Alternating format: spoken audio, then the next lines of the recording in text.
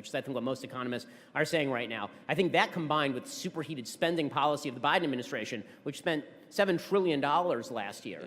I mean, in a time when you didn't need to make that spending. There was an argument that you needed to do some of that spending when the pandemic was sort of at its height.